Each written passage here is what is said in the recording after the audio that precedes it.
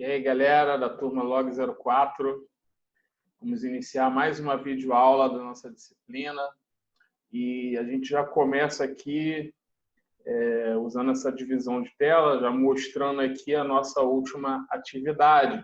Ali é 10 pontos e eu vou dar uma explicada, porque a gente precisa entender e saber interpretar corretamente, tá?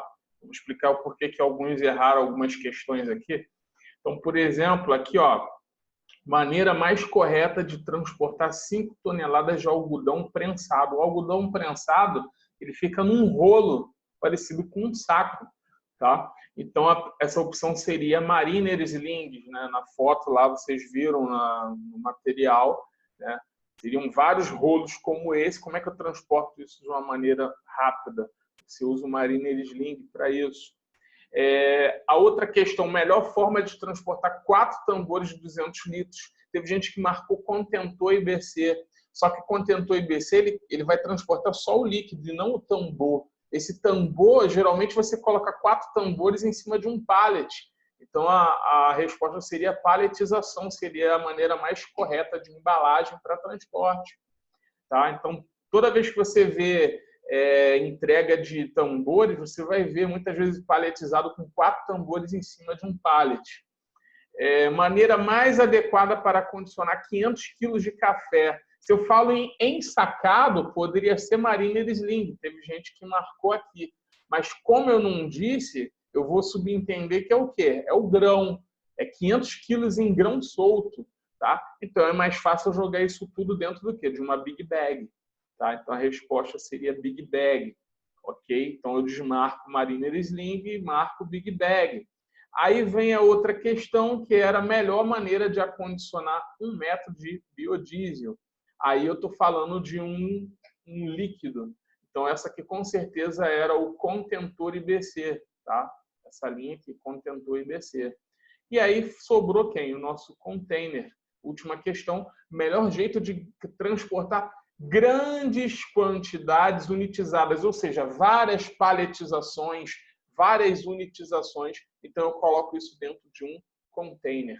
Tá?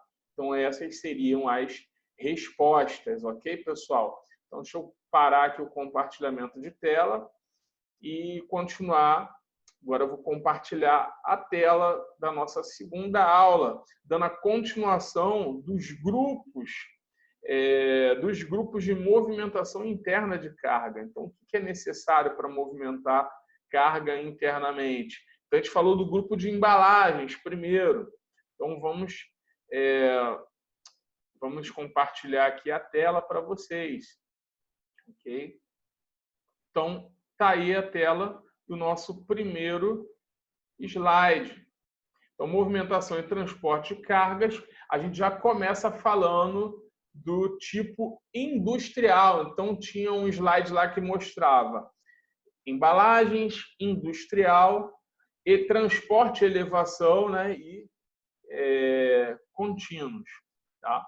Então, o grupo industrial, quem pertence ao grupo industrial? É todo aquele motorizado ou não utilizado tanto na produção quanto na armazenagem, não só para o transporte, como para colocá-los em posição conveniente. Então, vejamos o que faz parte do industrial. Tá? Então, ó, eu passei um slide aqui sem querer. Industriais agora, a gente já falou de embalagem. Industriais, a gente vai falar de elevação e transferência e contínuos. Tá? Então, no nosso conceito, o industrial, geralmente ele é motorizado ou não, que vai ser utilizado principalmente para transportar em posição conveniente. Características. A característica da industrial é a flexibilidade do percurso. Você pode ir para onde você quiser. Tá? Então, você pode ir em todas as direções, tá? Diferente dos outros, que eles são mais programados, digamos assim. Nós vamos chegar lá. Tá? Então, flexibilidade de percurso e de carga e descarga. São utilizados para transportar pallets, estrados, materiais grandes ou pesados, ok? E aí são eles, ó. Então, nessa foto aqui, a gente pode perceber que temos inúmeros, tá? Nós temos carrinhos industriais, empilhados. Então, ó, alguns tipos de carrinhos industriais aqui, ó, um carro prancha, um gaiola, tá? Tem o próprio carrinho comum que a gente vê muito em entrega nas ruas, tá? Empilhadeiras, então alguns tipos de empilhadeiras aqui. Isso aqui é uma transpalheteira, né? Aqui também. Rebocadores, então são carros que conseguem guinchar outro veículo, tá? Autocarrinho, que é o chamado AGV, tá? O autocarrinho é aquele motorizado, tá? Então pensa, por exemplo, numa transpalheteira como essa, só que motorizada, onde o operador ele sobe aqui em cima e ele, no caso, transporta o carrinho sem fazer esforço.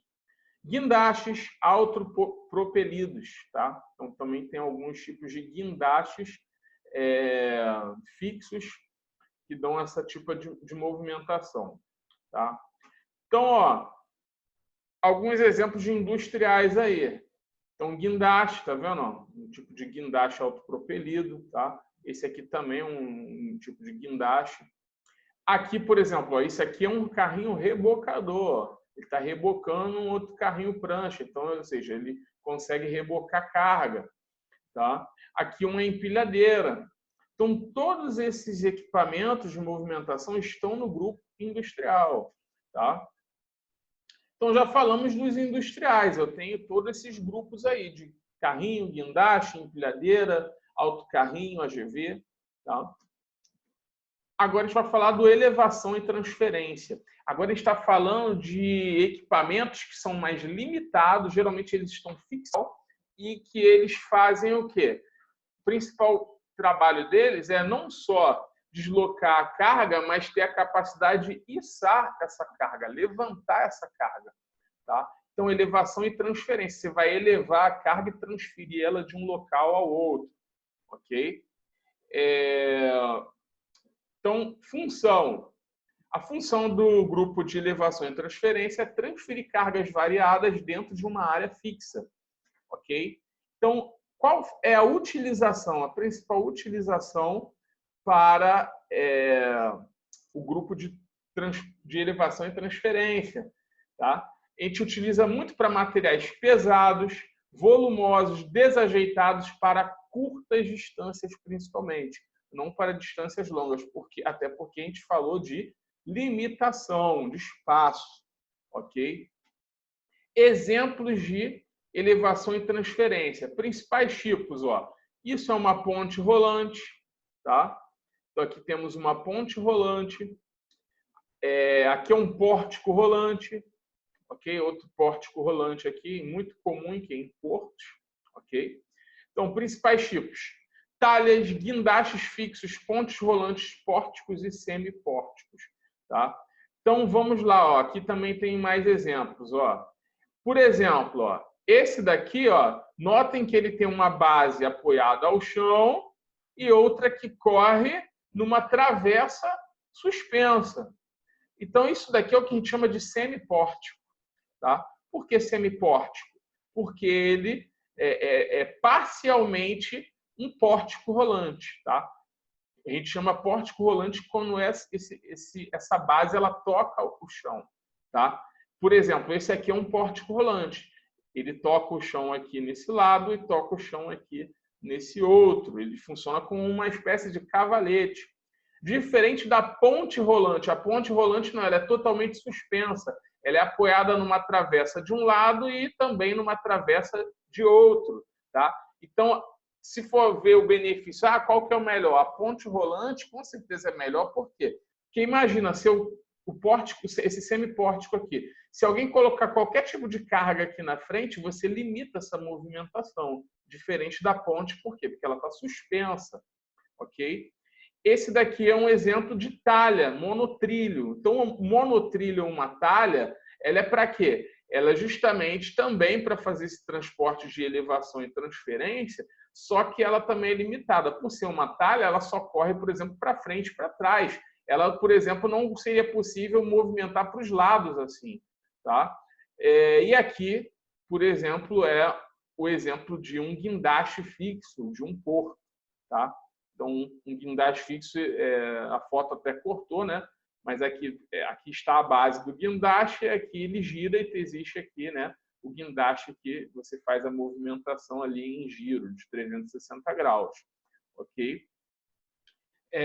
Dentro de elevação e transferência, também temos os transelevadores, também fazem parte desse grupo. Tá? Então, um exemplo de transelevador aqui, tá vendo? O que o transelevador faz? Ele vai elevar uma carga de um nível para o outro. Existem armazéns que têm mais de um piso. Tá? Então, como é que eu faço para transportar uma carga de um nível para o outro? Então, é muito utilizado esse sistema de transelevadores. Tá? Eu levo a carga até um determinado nível, coloco no transelevador e baixo ou levanto a carga ao nível que eu desejo. Ok?